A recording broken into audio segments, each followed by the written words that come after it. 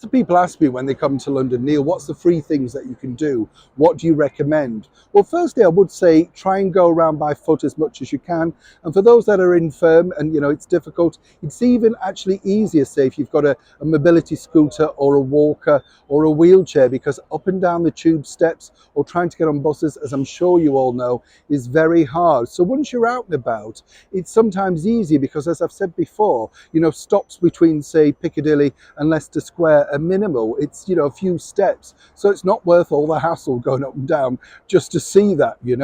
But obviously a lot of people want to know what can they do in London for free. And as you come over to London, perhaps for the coronation on May the 6th of King Charles III, I just wanted to highlight one or two things that I spot on a daily basis. And obviously, like many people, walk past and think, not really that bothered. Look around the buildings, look at what was built and in sort of retrospect for who. There's always a story behind an historic building. Normally a person who put it together. It could have been a huge company at that moment in time.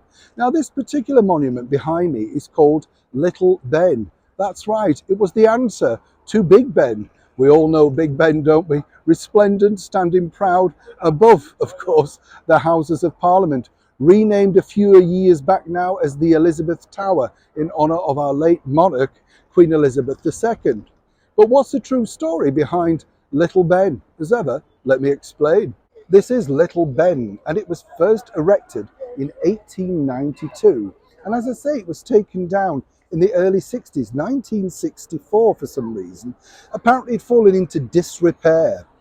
But again, it was restored and re-erected on the 15th of December 1981 by the Westminster City Council with the help of ELF Aquitaine UK, offered as a gesture of Franco-British friendship.